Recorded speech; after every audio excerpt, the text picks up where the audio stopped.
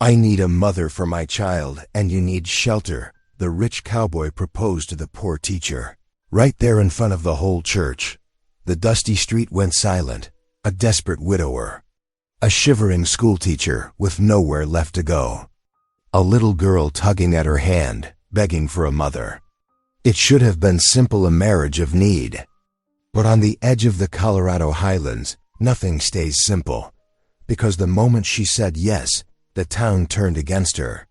The school board cast her out, and a band of railroad men circled like wolves, hungry for his land and willing to burn everything to the ground to take it. By lamplight, she teaches children in secret. By the fire, he battles vengeance rising in his heart. And when the barn goes up in flames with the child inside, their fragile family is pushed to the breaking point. Will mercy be enough to save them, or will the cost of justice tear this new family apart before it can even begin? This channel isn't just about stories. It's about remembering what still holds value, empathy, truth, and the courage too. Care. The frosty morning air nipped at Abigail's cheeks as she swept the weathered church steps. Her worn broom scratched against the wooden planks, clearing away the dust that seemed to settle everywhere in this frontier town. The whitewashed clapboard walls gleamed in the early sunlight, a beacon of hope amid the raw wilderness. Children filed past her in their Sunday best, boots clomping on the steps. Some wore patched clothes, others had carefully mended tears, but all carried themselves with the dignity of the Lord's day. Little voices chirped good morning as they passed, warming Abigail's heart despite the chill. 5-year-old Rona McCord hung back from the other children, her copper-colored curls escaping from beneath her bonnet. She reached for Abigail's free hand with small fingers that seemed to seek more than just momentary contact. "Teacher, Mama," Rona whispered, the words floating like a prayer in the crisp air. The child's eyes held such longing that Abigail's throat tightened. She gave Rona's hand a gentle squeeze, careful not to encourage too much familiarity, even as her heart ached for the motherless girl. Across the churchyard, Jedediah McCord stood tall among the gathering townsfolk. His broad shoulders filled out his best black coat, and his usually stern face softened as he watched his daughter with Abigail. The morning sun caught the silver threading through his dark hair, marking the years since his wife's passing. Murmurs rippled through the crowd as Jed strode purposefully toward them. His boots left firm prints in the dusty earth, each step deliberate. The conversations around them hushed to whispers, then to silence. Even the morning birds seemed to pause their songs. Jed stopped before Abigail, his shadow falling across the swept steps. His direct gaze met hers, clear and unwavering. Without ceremony or sweet words, he spoke plainly. "I need a mother for my child, and you need shelter. Marry me." The assembled townsfolk gasped. Mrs. Henderson dropped her hymnal. Someone whispered, "Well, I never." The children on the steps pressed closer together, wide-eyed at this unexpected drama before Sunday service. Abigail's hand trembled on the broom handle. Her mind flew to her cramped loft above the saloon, where every night brought the sounds of drunken revelry below. She thought of her meager suppers, how the bread never quite filled her belly. The winter wind whistled through the gaps in her walls, and her salary barely covered the rent. But it wasn't just practical concerns that made her pause. She studied Yet's face, seeing beyond his blunt words to the steady strength behind them. Here was a man who spoke his mind, who valued directness over flattery. His proposal might lack romance, but it held something more precious, the promise of dignity, of safety, of purpose. Little Rona's fingers tightened around Abigail's hand. The child's eyes darted between the two adults, hope blooming in their depths. In that moment, Abigail saw more than just shelter in Yet's offer. She saw a chance to make a real difference in a child's life, to build something meaningful from this strange beginning. The silence stretched taut as a fiddle string. The whole town seemed to hold its breath, waiting for her answer. Abigail lifted her chin, met Yet's unwavering gaze, and gave a single firm nod. "Yes," she said, her voice clear in the morning air, "I will." The church bells began to toll, marking the hour of service, but their pealing seemed to celebrate this unexpected moment. The crowd erupted in excited chatter. Some faces showed shock, others approval, and more than a few displayed barely concealed disappointment at having their own matrimonial plans for the wealthy rancher dashed. Rona bounced on her toes, joy radiating from her small frame. "Really, truly?" she asked, looking up at Abigail with shining eyes. Hope flickered in Abigail's heart, warm and bright as a lantern flame. As she looked toward the church with Jed on one side and Rona on the other, she could almost see the shape of their future together. A warm roof over their heads, a child's trust to nurture, and perhaps, in time, something more than mere convenience between her and this forthright man who had chosen her so publicly. The townsfolk began filing into the church, their whispers and glances following the newly engaged trio. But Abigail stood straighter, strengthened by the rightness of her decision. Whatever challenges lay ahead, she would face them with faith, courage, and the promise of a new beginning. The lanterns cast flickering shadows across the church's whitewashed walls as evening descended. Pastor Graves had hastily called together those townsfolk still lingering after the morning service, and now their whispers rustled through the pews like autumn leaves. The brass lamps swayed gently from iron hooks, their light catching the dust motes that danced in the air. Abigail stood before the altar in her best blue wool dress, her hands clasped tightly to still their trembling. She hadn't expected to be a bride today. The morning's proposal still felt like a dream, yet here she was, about to become Mrs. McCord. Beside her, little Rona pressed close against her skirts, small fingers curled into the fabric as if afraid Abigail might disappear. Pastor Graves cleared his throat and opened his well-worn Bible. His voice carried strong and clear through the chapel as he read from 1 Corinthians. "Love is patient. Love is kind." His eyes flickered between the bride and groom, perhaps wondering at the hasty nature of their union. The townsfolk's gazes held a mix of curiosity and judgment. Mrs. Henderson's lips were pressed thin, while the widow Blake nodded with understanding. They all knew of Abigail's struggles with her meager teacher's salary and her unsuitable lodgings above the saloon. They knew, too, of Jed McCord's need for a mother for his daughter. Jed stood tall beside Abigail, his Sunday coat brushed clean, his manner as direct and steady as it had been that morning. When Pastor Graves called for the exchange of vows, his voice rang firm and sure. "I, Jedediah McCord, take thee, Abigail Turner, to be my lawful wedded wife." Abigail's own voice wavered slightly as she repeated the ancient words.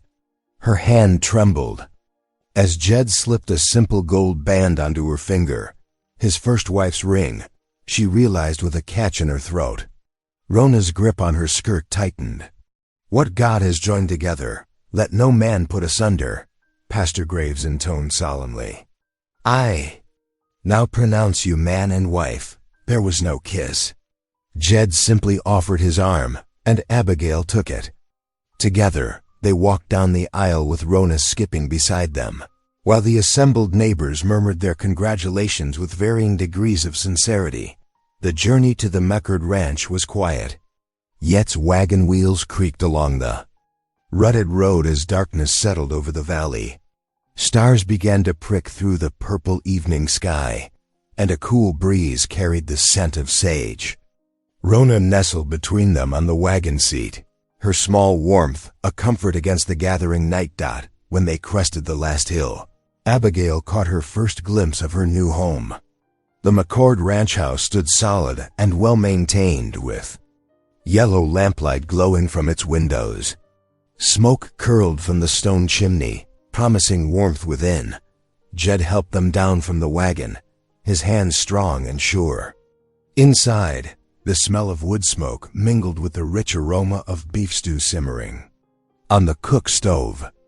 Abigail's small trunk, all her worldly possessions, had already been delivered and stood waiting by the stone hearth. The three of them sat down to supper at the sturdy oak table.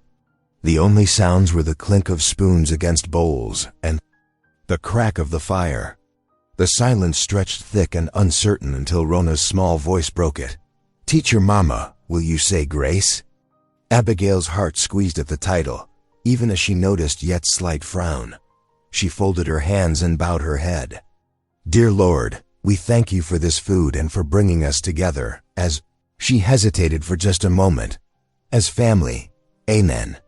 After the dishes were cleared and Rona was tucked into bed, Jed showed Abigail to her chamber. "My wife's room, your room now," he said gruffly, lighting the bedside lamp. "I'm across the hall if you need anything." He paused in the doorway. "Good night, Mrs. McCord." "Good night, Mr. McCord," Abigail replied softly. The door closed with a quiet click. Click. Alone in her new chamber, Abigail changed into her nightgown and knelt beside the bed. The prairie wind whispered against the window panes, and somewhere in the distance, a coyote called. She pressed her hands together, the unfamiliar weight of the gold band cool against her skin. "Dear Lord," she whispered, "grant me courage for this path you've set before me." Her prayers continued, asking for guidance in this marriage of necessity, not love. For wisdom in mothering Rona. For strength to face whatever challenges lay ahead. As she rose and slipped beneath the quilts, Abigail lay in the stillness, wondering what kind of life she had stepped into. The bed was soft, the room warm and clean. So different from her cramped loft above the saloon. Though her marriage lacked romance, she felt the stirrings of possibility in this new beginning. Perhaps, with time and God's grace, they could build something meaningful from these practical foundations. Dawn crept over the horizon, painting the prairie sky in gentle shades of pink and gold. Abigail stirred in her new bed, awakened by unfamiliar sounds, the distant lowing of cattle, the clatter of cookware, and the enticing aroma of coffee and bacon wafting up from below. She dressed quickly in a simple cotton dress, pinning her hair neatly at the nape of her neck. The wooden stairs creaked softly under her feet as she descended to the kitchen, where she found Jed at the cast-iron stove and Rona already seated at the table, her legs swinging beneath her chair. "Good morning," Abigail offered, her voice warm despite her nervousness. Jed turned, spatula in hand. "Coffee's hot," he said, nodding toward the pot. "Cups in the upper cabinet." Determined to make herself useful, Abigail set about gathering plates and cups. She hummed Amazing Grace softly as she moved about the kitchen, setting the table while Jed finished cooking. The familiar hymn seemed to settle something in the room, and she noticed Rona beginning to hum along. After breakfast, while Jed pulled on his boots to head out to the barn, Abigail noticed Rona struggling with her tangled hair. "Come here, sweetheart," she said, patting the chair beside her. "Let me help you with that." Rona climbed onto the chair, and Abigail gently worked through the knots with a wooden comb. From the doorway, Jed paused, watching the domestic scene unfold. His expression was unreadable, caught between appreciation and uncertainty about how this new arrangement would reshape their lives. "There now," Abigail said, tying Rona's hair with a fresh ribbon. "Pretty as a picture." Later that morning, Abigail made her way to the schoolhouse, her lesson books tucked under her arm. The familiar path felt different now. She was no longer the poor schoolmarm living above the saloon, but Mrs. McCord of the Valley Ranch. The thought brought both comfort and confusion. She had barely set her books on her desk when a sharp knock interrupted her preparations. The school board chairman, Mr. Whitcomb, stood in the doorway, his face stern beneath his brushed felt hat. "Mrs. McCord," he said, emphasizing her new name. "A word, if you please." Abigail followed him into the empty hallway, her heart beginning to flutter with apprehension. "The board has concerns," he began bluntly, "about your new situation. As a married woman, your independence is naturally compromised." Your duties now lie with your husband and household." "But sir," Abigail protested, her voice tight with emotion, "teaching is my calling. The children need a teacher whose priorities are clear," he interrupted, shaking his head. "Will require your immediate resignation." "Please." She tried again. "I can balance both responsibilities. My marriage doesn't change my ability to teach." The chairman's expression remained unmoved. "The decision is final. You'll submit your resignation letter today." Abigail's hands trembled as she wrote the letter at her desk, tears threatening to fall onto the paper. The classroom around her felt like a beloved friend she was being forced to abandon. She thought of her students, of Rona's face lighting up when learning something new, of the dozens of children who relied on her guidance. The afternoon sun beat down as she walked back to the ranch, the resignation letter feeling like a lead weight in her pocket. Relief at having a secure home warred with the devastation of losing her purpose. Each step stirred up dust from the road, and she found herself remembering all the mornings she had walked this way, full of hope and plans for her students. That evening, Abigail sat quietly by the fire, her hands idle in her lap. The flames cast dancing shadows on the walls, but she barely noticed, lost in her thoughts. Jed moved about the room, adjusting the lamp, adding another log to the fire. He glanced at her downcast eyes, noting the sadness in her expression, but remained silent, unsure how to offer comfort in this still new relationship. Rona brought her primer to Abigail, climbing onto the sofa beside her. "Teacher Mama, will you still help me with my letters?" Abigail pulled the child close, pressing a kiss to her hair. "Of course, sweetheart," she whispered, though her voice caught on the words. She opened the primer, and as Rona began to sound out the words, Jed watched from his chair, his face thoughtful in the firelight. The evening passed quietly, broken only by Rona's small voice working through her letters and the crack of burning wood in the hearth. When Rona finally went up to bed, Abigail remained by the fire, her thoughts as heavy as the silence that filled the room. Jed sat in his chair, stealing glances at his new wife's profile, wanting to ease her pain but finding no words to bridge the gap between them. The afternoon sun cast long shadows across Main Street as Jed McCord tied his horse outside Watson's General Store. The midweek quiet was broken only by the distant whistle of wind through the cottonwoods and the occasional creak of wooden sidewalk planks under boots.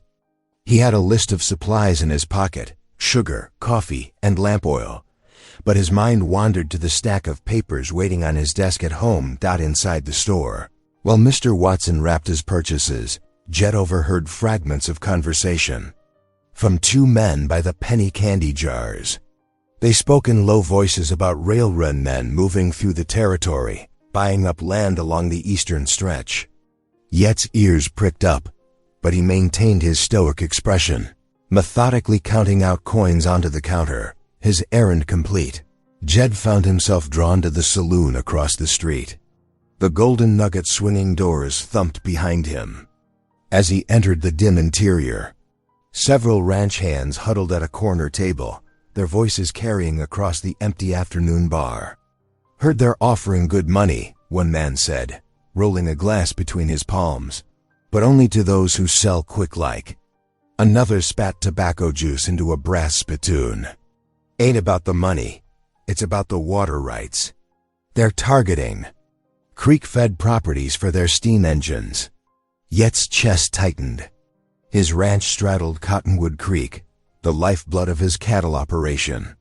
He ordered a whiskey, sipping slowly while the men's words settled like lead in his stomach. The railroad consortium had deep pockets and a reputation for getting what they wanted. One way or another, the sun was setting when Jed finally turned his horse toward home. Purple shadows stretched across the valley, and the first evening star winked above the mountains. The familiar sight of smoke rising from his chimney brought both comfort and concern. He had more than just himself to protect now. Inside, warmth and the smell of fresh bread greeted him. Rona sat cross-legged by the hearth, playing with her cornhusk doll while Abigail cleared away supper dishes. The domestic scene struck him as both foreign and right, like a painting he was still learning to appreciate. "You're late," Abigail said, not unkindly. She wiped her hands on her apron, studying his face. "Something's troubling you."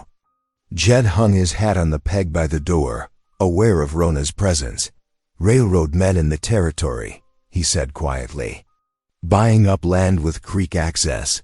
Abigail's hands stilled on her apron. "For the steam engines?"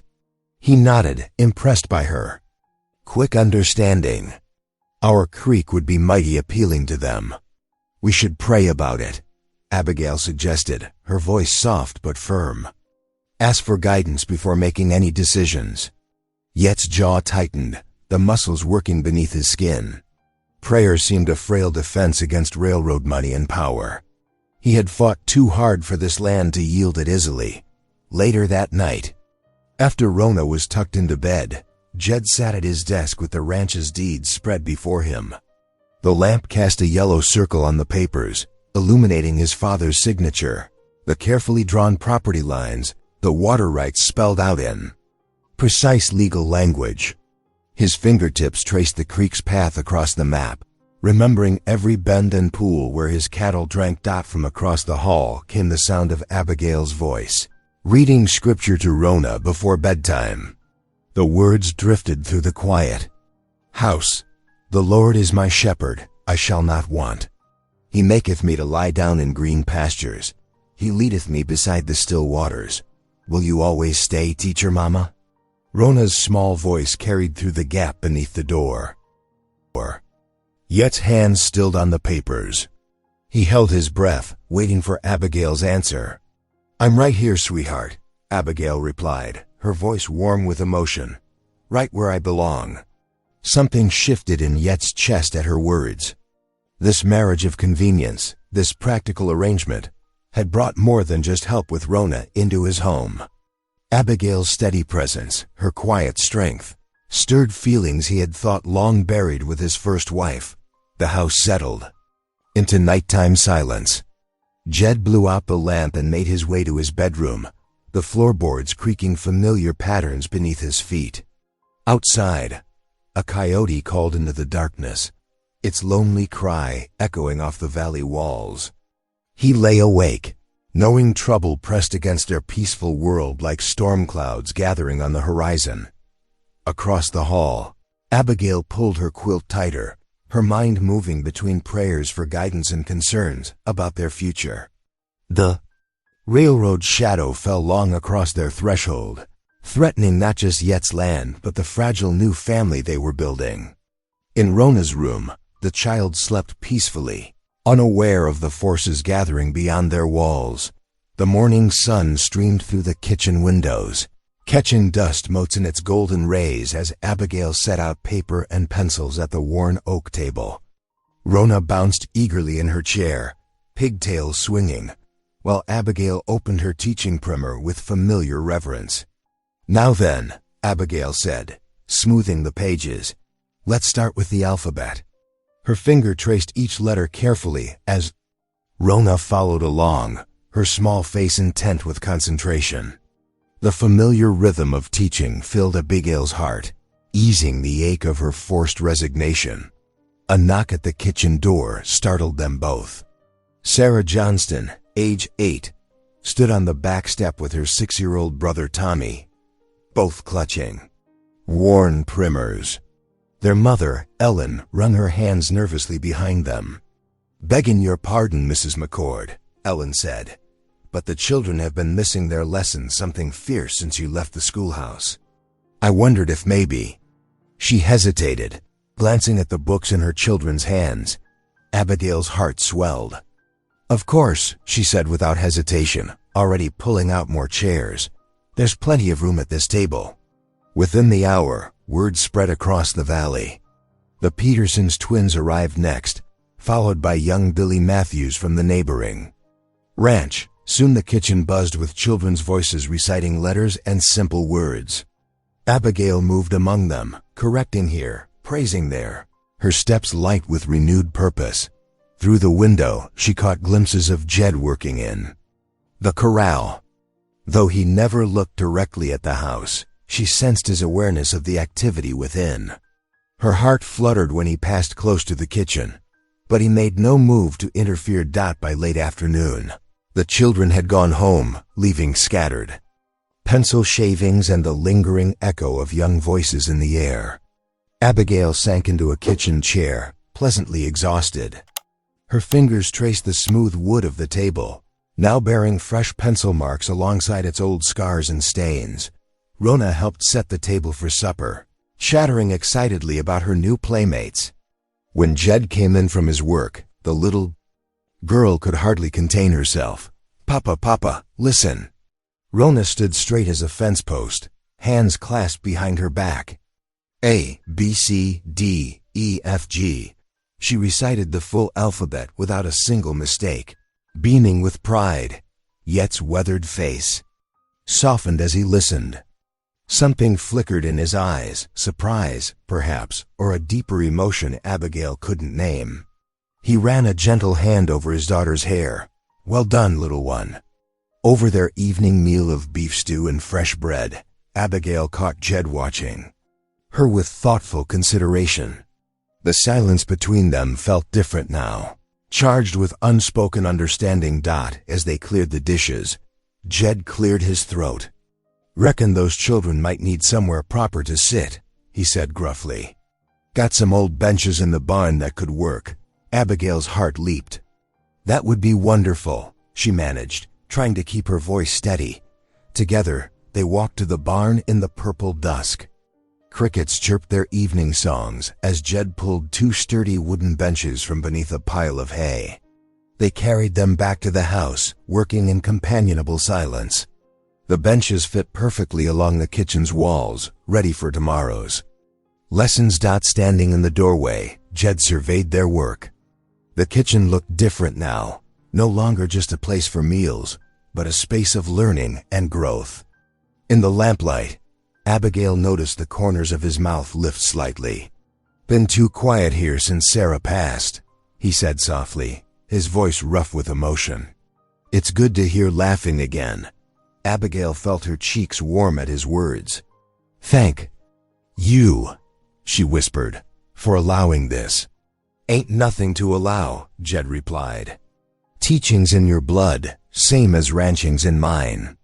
Their eyes met briefly, understanding passing between them like a current. Outside, the first stars appeared in the darkening sky. A cool breeze carried the sweet scent of sage through the open door. Abigail wrapped her shawl tighter, suddenly, aware of how comfortable she felt in this moment, in this house, with this man who had given her both shelter and the freedom to follow her calling. Rona's voice drifted from her bedroom, practicing her letters one last time before sleep. The sound wrapped around them like a blessing, a promise of something new taking root in the fertile soil of their shared lives. The December wind howled outside the ranch house windows, rattling the panes as darkness crept across the valley. Inside, Abigail stirred a pot of chicken broth, the savory steam rising in the lamp-lit kitchen. Her peaceful evening routine shattered when Rona's cough echoed from the sitting room, followed by a weak whimper that made her heart skip. Abigail hurried to find the little girl huddled by the hearth, shivering despite the fire's warmth.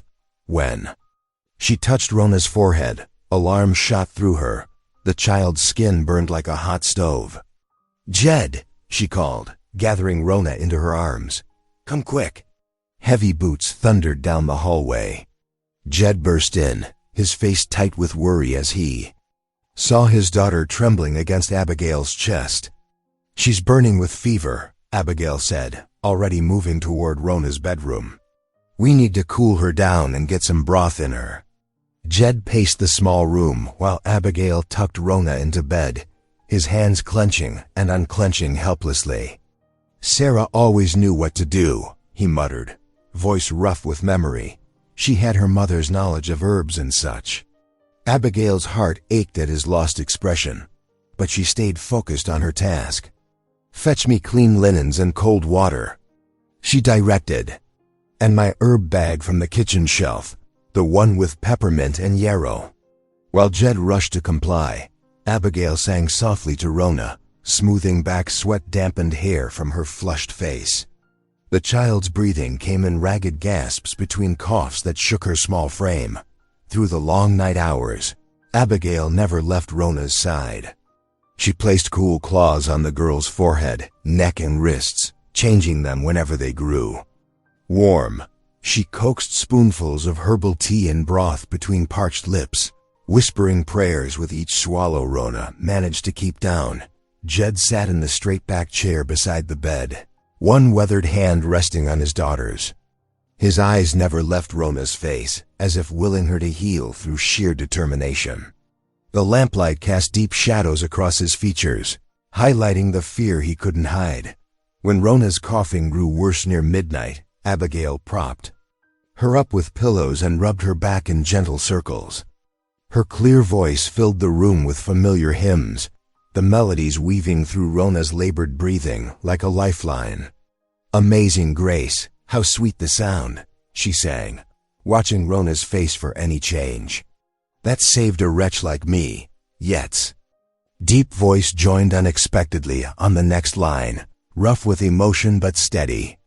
Together, their voices blended in the dark room, a harmony of hope and fear and desperate prayer.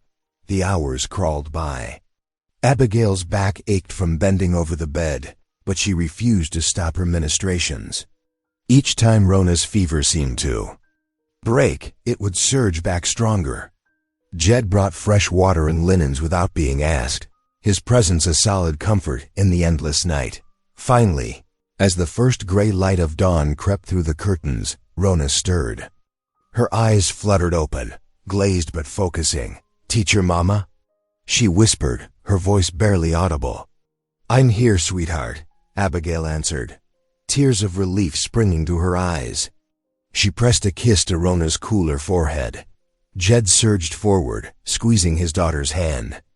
"Thank the Lord," he breathed, his voice thick. Rona managed a few sips of broth before drifting into natural sleep, her breathing easier now. The terrible fever had broken. Abigail sagged in her chair, exhaustion hitting her like a physical blow. Her vision blurred as she tried to stand.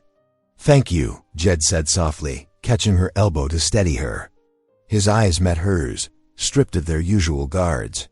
In them she saw gratitude, admiration, and something deeper that made her breath catch. She managed a tired smile. "She's precious to me too," she whispered. Jed helped her to the sitting room, where she sank onto the settee. Her last memory before sleep claimed her was of his strong hands tucking the quilt around her shoulders, as tender as they'd been with Rona's. "Rest now," she heard him murmur. "We need you, both of us." In the quiet morning light, Jed stood watching Abigail sleep, the quilt rising and falling with her steady breathing. His heart felt too full for his chest, seeing this woman who had brought not just learning but healing to his home, who had stayed up all night nursing his child with a mother's devotion, who had somehow become as essential to their lives as water to the dry prairie soil. He turned to check on Rona, leaving Abigail to her well-earned rest. The morning sun streamed through the windows, warming the room where his family, no longer broken, slept peacefully. The winter days crept past like molasses in January. Rona's strength returned slowly but surely, each day bringing more color to her cheeks and spring to her step. Abigail watched the child's recovery with grateful eyes, even as weariness settled deep in her own bones. In the ranch house kitchen, converted now to a makeshift schoolroom, Abigail's voice carried on despite its hoarseness. 6 children from neighboring homesteads sat at the long table, their slates clicking softly as they worked their sums. The wood stove crackled, keeping the bitter cold at bay while morning light streamed through frost-edged windows. "Very good, Thomas," she praised, her throat scratchy as she leaned over a young boy's slate. "Now show Sarah how you solved that problem." The peaceful scene inside contrasted sharply with the growing whispers in town. Abigail first noticed the sideways glances during her weekly trip to the general store. Women's voices would hush as she approached, only to resume in urgent murmurs once she passed. That afternoon, while selecting fabric for new curtains, she couldn't help but overhear Mrs. Patterson speaking to Mrs. Blake behind the pickle barrel. "Mighty convenient, wouldn't you say?" Mrs. Patterson's voice dripped with insinuation. A penniless schoolmarm, landing herself the richest rancher in the valley. And now she's teaching right under the school board's nose, bold as brass. Always. Did think she was above her station, Mrs. Blake agreed. Putting on airs with her fancy books and such. Now she's got herself a fine house and a rich husband to show for it.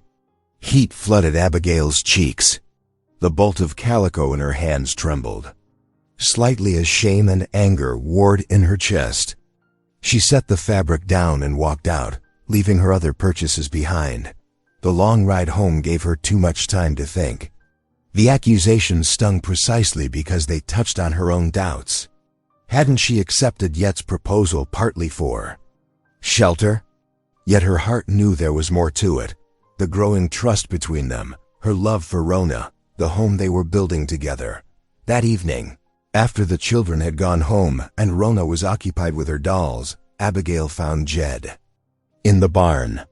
He was checking the horse's feed, his movements sure and practiced in the lantern light. "I need to tell you something," she said softly.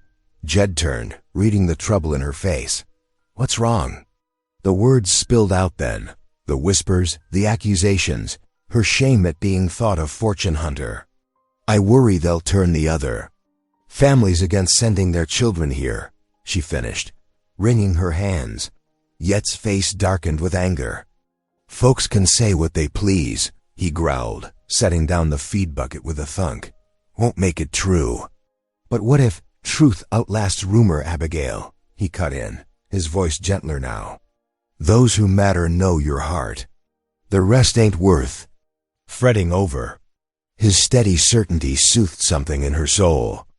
This was the man she was coming to know. One of few words, but deep conviction died after their simple supper of beans and cornbread. Abigail remained at the kitchen table rather than retiring to her room as usual.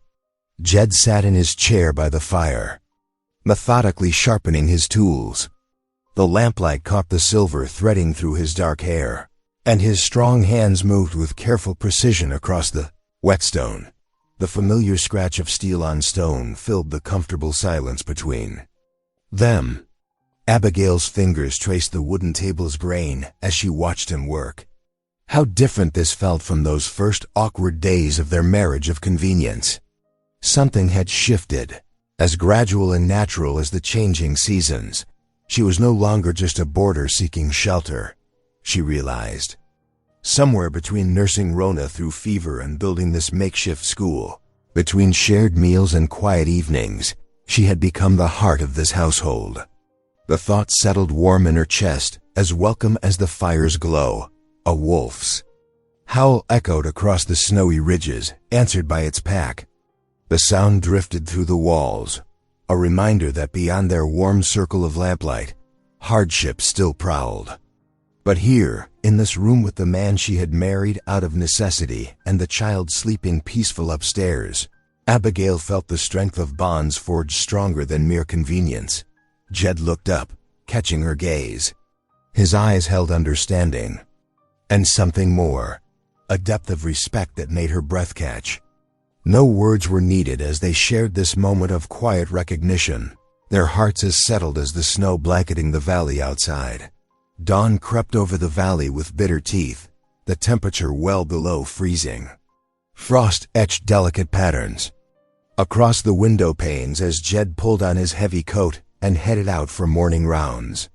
His boots crunched through crusted snow as he made his way toward the cattle pens. The rising sun cast long shadows across the empty spaces we're part of. His herd should have been. Yet's heart dropped as he counted the remaining cattle. At least 20 head were missing. Fresh hoofprints in the snow led away from the pen, heading toward the creek that cut through his property. His gloved hands clenched into fists as he examined the fence line. The wire had been cleanly cut, the posts still sturdy. This was no Accident. Someone had deliberately driven his cattle away in the night. Back at the house, Abigail was already up, stirring porridge at the stove while Rona set the table. The warmth and domesticity of the scene contrasted sharply with the cold anger in Yet's chest as he strode to the barn to saddle his horse. Abigail and Rona followed him onto the front porch, their breath visible in the frigid morning air. "Be careful," Abigail called softly, pulling Rona closer as the child shivered in her woolen shawl. Jed nodded grimly, swinging up into the saddle. His mare's hooves kicked up snow as they set off, following the trail of his scattered herd. The house grew quiet as the morning stretched on. Abigail kept busy with chores, but her eyes frequently strayed to the window. Rona clung close, sensing the tension in the air. It was late afternoon when they heard hoofbeats approaching. Jed dismounted slowly, exhaustion evident in every movement. His face was windburned, his expression dark as storm clouds. "Found most of them scattered along the creek," he reported, hanging up his coat. "Whoever cut those fences knew exactly what they were doing. Clean cuts, right where it would do the most damage." Abigail poured him a cup of hot coffee, setting it before him at the kitchen table. "The railroad men?" she asked quietly. "Reckon so." Yet's voice was rough with fatigue and anger. "Their kind don't take kindly to being refused." The afternoon light was fading when the neighboring children began arriving for their lessons. Abigail settled them at the table with their slates and books, but her attention kept drifting to Jed as he paced near the fireplace. "Maybe we ought to sell," he muttered, more to himself than the room, "before they try something worse. Got Rona to think about, got you to protect now too." The children's chalk scratched against their slates as they worked their sums. Abigail moved to stand beside him, her hand settling gently on his arm. The gesture stopped his pacing. "This land is your legacy," she said softly. "Your father's. Before you, we can't let fear drive us from what's right." "Ain't fear," Jed protested, but his voice had lost some of its edge. "It's being practical. A man's got to provide, protect what's his." "We'll pray on it," Abigail insisted. "Have faith that the Lord will show us the way forward. Whatever comes, we'll face it together." Something in Yet's stance softened at her words, though worry still creased his brow. The children's lesson continued behind them, their young voices reciting multiplication tables, creating a peaceful counterpoint to the day's tensions. As evening settled over the ranch, Jed remained in his chair by the fire long after supper was cleared away. The flames cast flickering shadows across his face as he stared into their depths, lost in thought. The weight of responsibility pressed heavy on his shoulders. Duty to the land, to his daughter, to the woman who had become so much more than just a convenient wife. In her chamber across the hall, Abigail knelt beside her bed as she did each night. Her whispered prayers rose urgent and heartfelt in the darkness. "Lord, grant us wisdom to know your path," she murmured. "Keep this home, and all within it, safe from harm. Give Jed peace in his heart. Help him trust in your protection."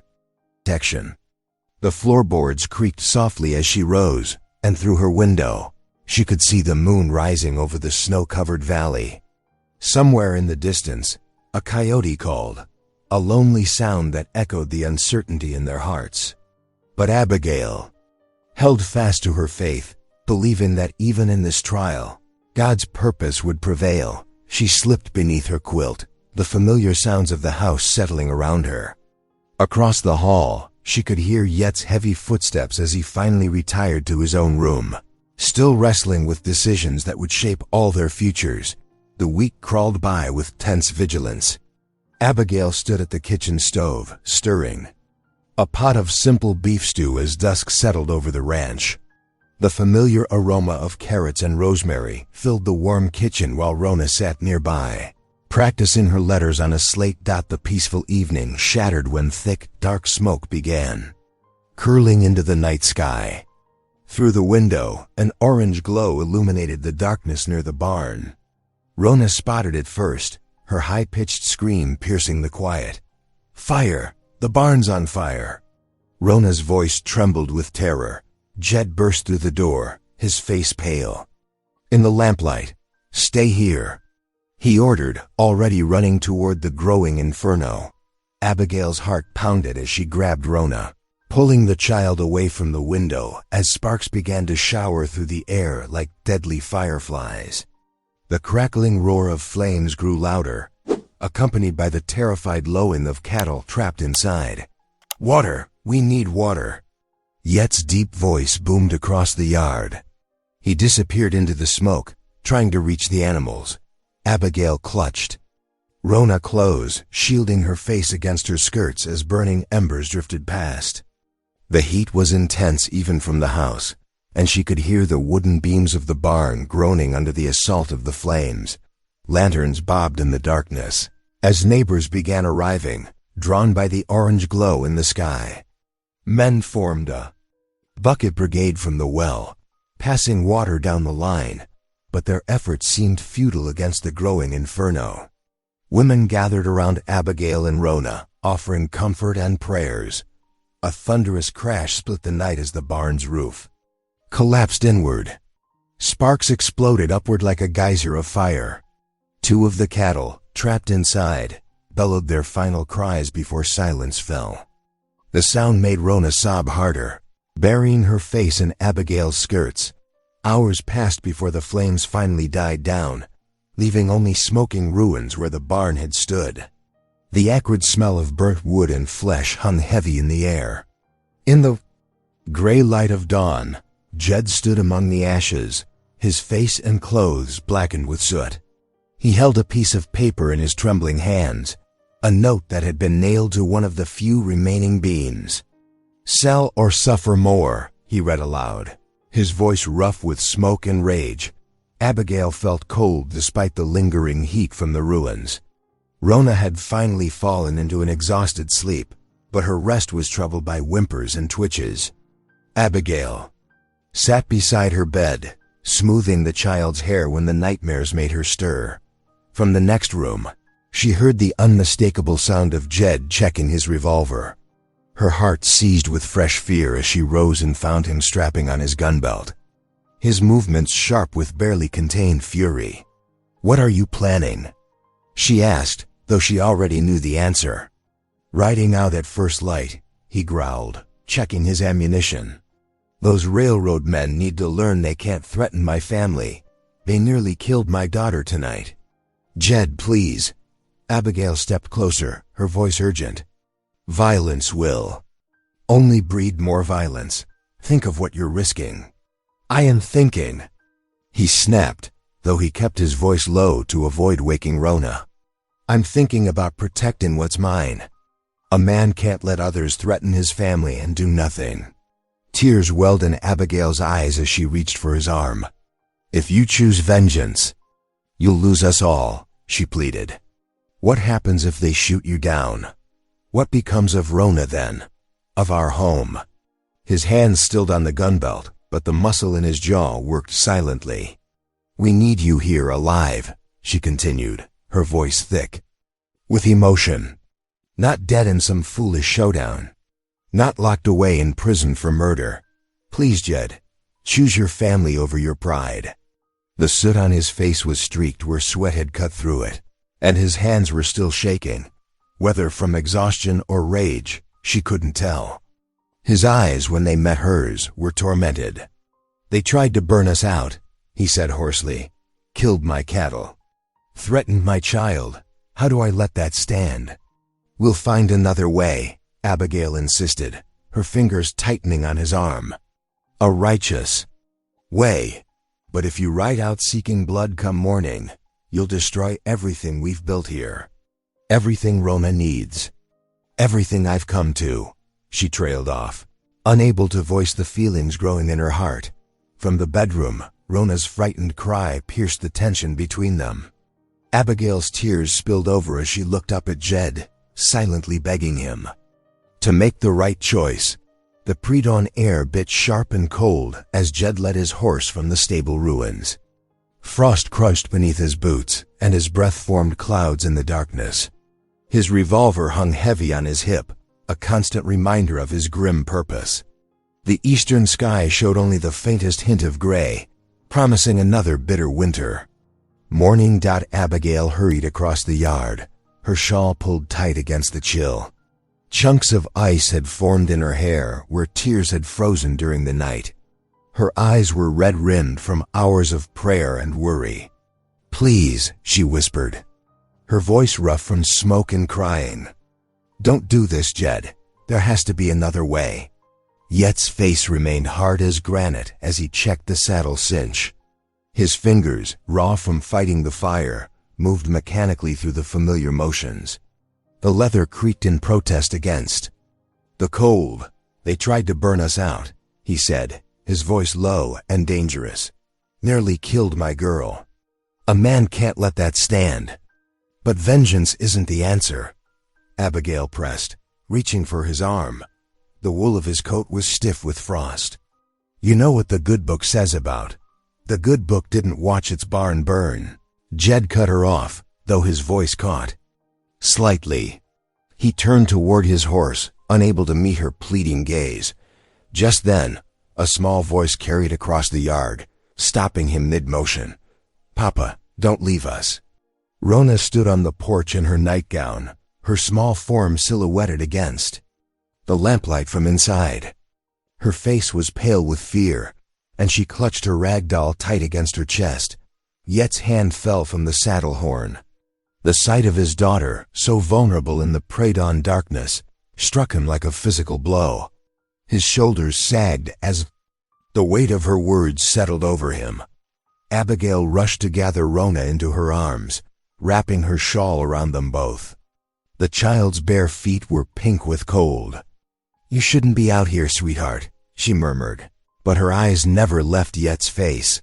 The anger that had sustained him through the night began to crack. His knees buckled, and he sank into the snow beside his horse. The cold seeped through his trousers, but he barely noticed. The revolver at his hip seemed to grow heavier with each passing moment. Abigail moved carefully toward him. Still holding Rona, she knelt beside him in the snow, her skirts spreading out around them like wings. Her lips moved in silent prayer. As she reached for his hand, "The Lord is my shepherd," she began softly, her voice carrying in the still morning air. "I shall not want." Tears froze on Yet's cheeks as the familiar words washed over him. Rona's small hand found his other hand, her touch innocent and trusting. The three of them huddled together in the snow, connected by touch and faith as the psalm continued. The sky lightened gradually around them. Frost gathered in their hair, turning it silver in the growing light. The smoke-stained ruins of the barn stood as a dark reminder of what had been lost, but somehow its power to provoke rage had diminished. "I can't do this alone," Jed finally admitted, his voice cracking. It was the first time he'd spoken such words since his wife's death. I thought being strong meant standing alone, fighting alone." "You're not alone," Abigail whispered, squeezing his hand. "You have us. You have the Lord, and there's more strength in mercy than in vengeance." Rona nodded solemnly, her face still bearing traces of tears and fear from the night's terrors. "Stay with us, Papa, please." The sun crested the eastern hills, sending golden light spilling across the snow-covered valley. It caught the frost in their hair and clothes, making them glitter like they'd been dusted with diamonds. The warm rays seemed to thaw something in Yet's heart as well. He looked at his daughter's pleading face, at Abigail's steady presence beside him, and felt the hard shell of his anger begin to crumble. The fire of violence that had burned in his chest all night receded, replaced by something gentler, the warmth of shared humility and surrendered pride. With trembling fingers, he unbuckled his gun belt and let it fall into the snow. The metal made a soft thump as it landed, muffled by the white powder. It lay there like a discarded snakeskin, no longer needed. "Help me," he whispered, the words both a prayer and a plea to his family. "Help me find a better way." The morning sun cast long shadows across Main Street as Jed guided their wagon toward the town hall. Abigail sat beside him, her back straight despite her exhaustion, while Rona nestled between them, wrapped in a thick quilt. The wagon wheels creaked through the fresh snow, drawing curious glances from townspeople sweeping their porches. Inside the council chamber, oil lamps flickered against dark wood panels. The board members shifted uncomfortably in their chairs. As Jed and Abigail entered, Rona holding tight to her mother's skirts. Mr. Whitcomb, the school board chairman, frowned at their unexpected arrival. Jed strode forward and laid the charred note on the polished table. The paper, still smelling of smoke, bore its threatening message clearly: "Sell or suffer more." "This was found in my burning barn last night," Jed said, his voice steady but firm. "My daughter could have died in that fire." Whispers rippled through the chamber. Mr. Hawley, the railroad agent, adjusted his silk tie and cleared his throat. "A serious accusation, Mr. McCord. Perhaps some local troublemakers. We know better." Abigail interrupted, stepping forward. Her quiet voice carried surprising authority. "Just as we know why the school board suddenly decided a married woman couldn't teach." She surveyed the room, meeting each council member's eyes. "This valley needs its water for the children who will inherit it. What good are railroad profits if our young ones have no clean creek to drink from, no land to grow on, no place to learn?" "Mrs. McCord," Mr. Whitcomb began condescendingly, "you no longer have standing to speak about educational matters. Education happens wherever there's a willing teacher and eager students." Abigail countered. "Every morning, children gather in my kitchen to learn their letters and numbers. They're thirsty for knowledge, just as their families are thirsty for clean water." Some council members shifted uncomfortably, but others nodded. They knew their own children were among those now studying at the ranch. Jed unrolled his deeds on the table, the yellowed papers crinkling in the quiet room. "These documents show my legal claim to Willow Creek and the surrounding acreage. My father purchased this land fair and square 20 years ago." He pointed to the official seals and signatures. "Any attempt to seize or damage this property is not just against the law, it's against the future of this town." Mr. Hawley stood, his face flushed. "Progress cannot be stopped, McCord. The railroad will come through one way or another." "Progress without conscience ain't progress at all," Jed replied evenly. "It's just greed wearing a fancy name." Abigail touched his arm gently before addressing the room again. "This afternoon, I invite you all to visit our kitchen school. See for yourselves what we're fighting to protect. It's not just about land or water rights, it's about the kind of community we want to be." Rona tugged at Abigail's skirt. "Teach your mama. Tell them about Tommy learning his letters yesterday." The simple innocence of the child's request brought soft smiles to several faces. Even Mr. Whitcomb looked away, perhaps remembering his own school days. That afternoon, the McCord kitchen overflowed with visitors. Children proudly showed their slates covered in careful letters. Parents watched as Abigail led a reading lesson, her gentle guidance drawing forth confident answers from even the shyest students. "My boy never took to learning before," Mrs. Peterson whispered to her neighbor. "Now he can't wait for school each morning." The town minister stood near the back, nodding thoughtfully. "Perhaps," he said loud enough for all to hear, "the Lord's work takes many forms, including a kitchen classroom." As the sun began to set, Jed helped Abigail and Rona into the wagon for the ride home. The town seemed different now. Faces that had turned away that morning now offered tentative waves. Not everyone had been convinced, but something had shifted. The wagon rocked gently as they followed the snowy track home. Rona dozed between them, one small hand clasped firmly in Abigail's. The setting sun painted the snow-covered valley in shades of rose and gold. Abigail leaned against Yet's shoulder, finally allowing her weariness to show. He adjusted the reins to his left hand so his right arm could steady her. "You spoke well today," he said softly, not wanting to wake Rona. "We both did," Abigail replied, her voice tired but peaceful. "And more importantly, we spoke together." The horses plodded steadily onward through the deepening dusk. Behind them, lights began to twinkle in town windows. Ahead, their ranch house waited, its windows glowing with welcome warmth. They rode in comfortable silence, each lost in thoughts of the day's events, while their sleeping daughter's gentle breathing marked time between them.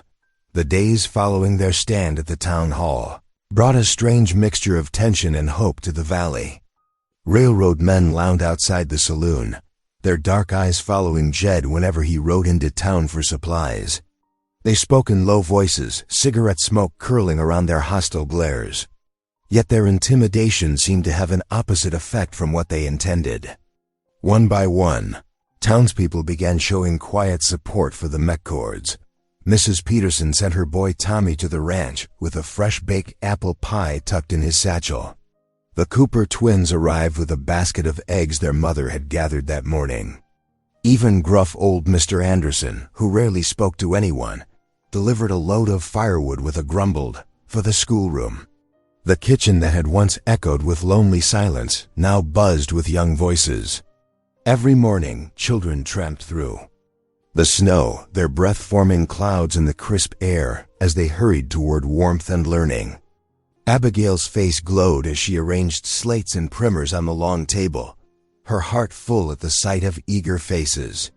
"Teacher Mama," Rona would announce proudly to each new arrival, "says we're going to learn about numbers today."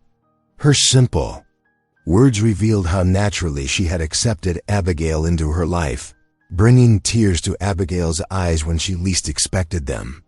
One crisp morning, Pastor Graves's wagon rattled into the yard. Abigail tensed slightly, remembering his stern looks at her hasty wedding. But the minister's weathered face held a different expression today. "Mrs. McCord," he said, removing his hat as he entered the kitchen, "I owe you an apology. I judged too quickly what I did not understand." He glanced around at the orderly rows of children bent over their lessons.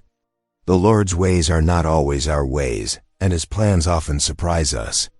Abigail blinked back tears as the pastor bowed his head to lead them in prayer. After that day, she began opening lessons with hymns.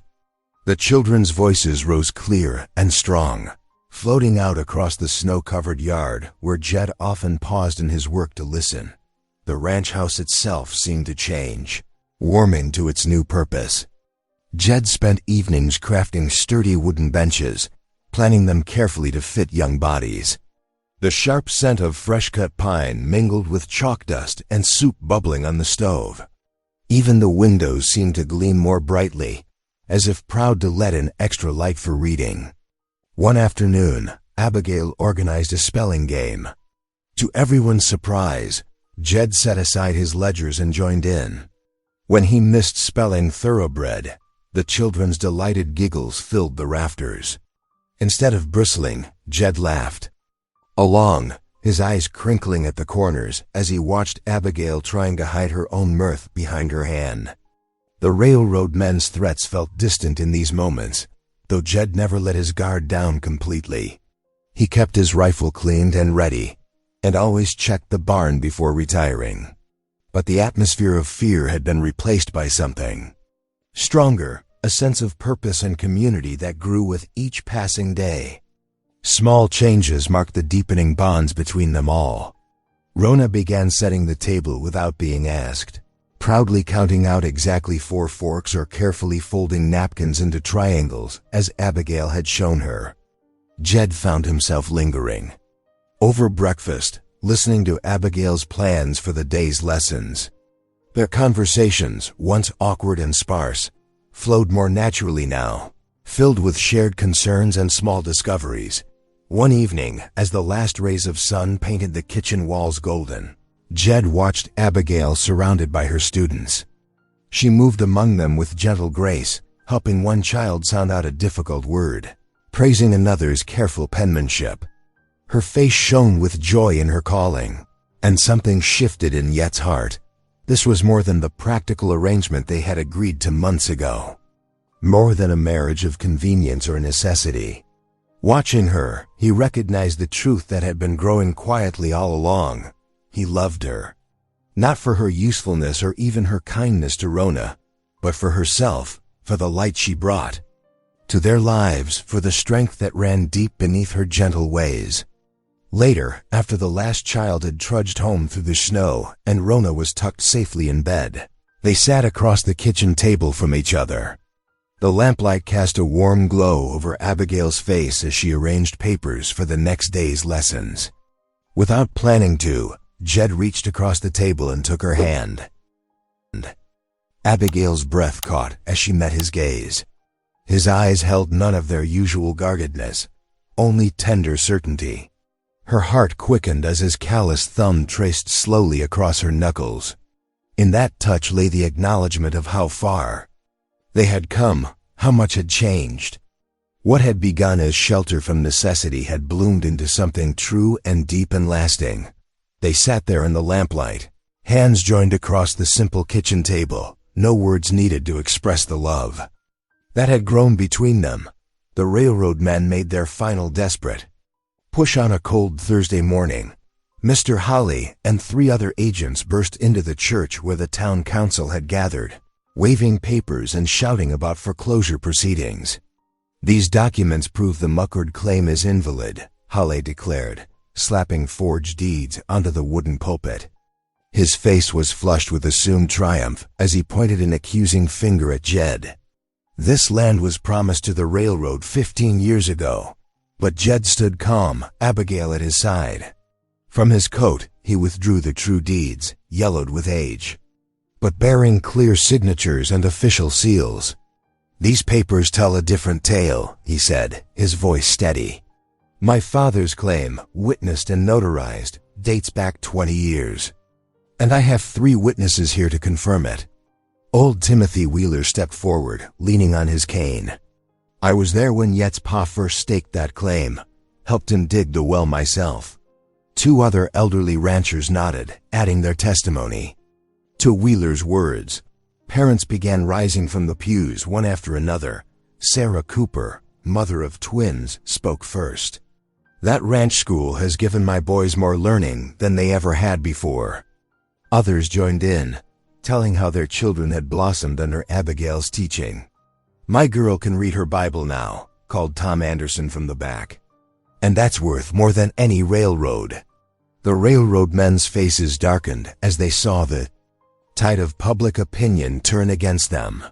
Halla tried to bluster and threaten, but his words fell flat in the face of united opposition. The townsfolk had found their courage, standing together against outside greed. When the agents finally stormed out, muttering vague threats that no one feared anymore, the congregation burst into spontaneous song. Amazing grace filled the church. Rafters, voices lifting in gratitude and victory. In the glow of the hanging lamps, Jed turned to face the gathering. His voice rough with emotion, he took Abigail's hand. "This woman came to me offering shelter for her body and soul," he said. "But she has given me far more. She brought love back to my home, faith back to my heart, and showed me what true family means." Tears spilled down Abigail's cheeks as she gathered Rona close.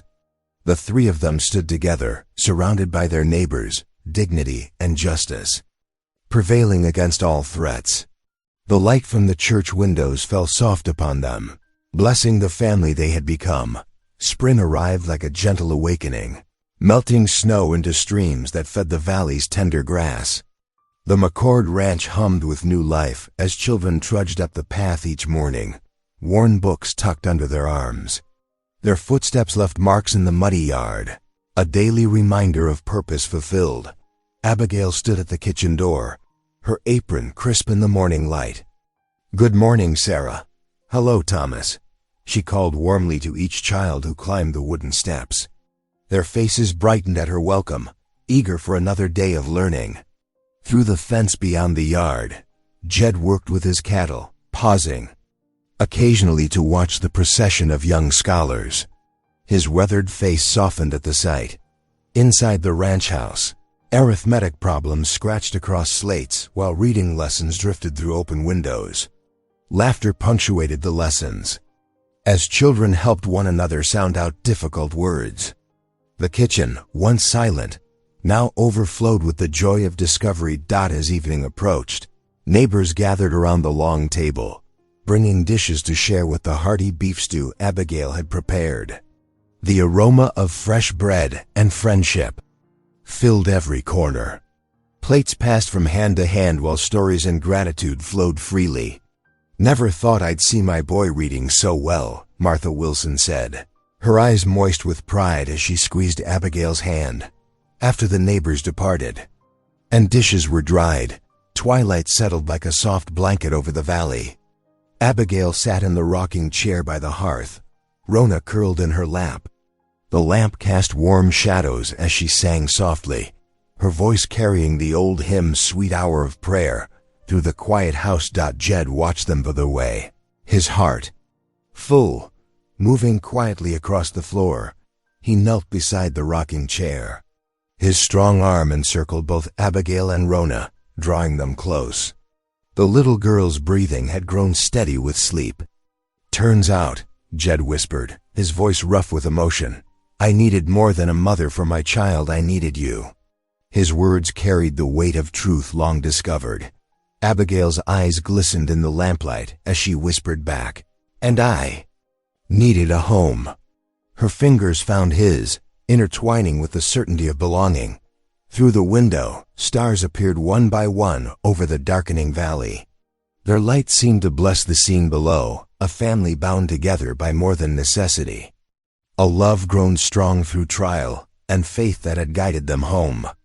The practical marriage that had begun in winter's chill had blossomed into spring's sweetest gift, true belonging. If today's story echoed in your heart, I hope you'll stick around.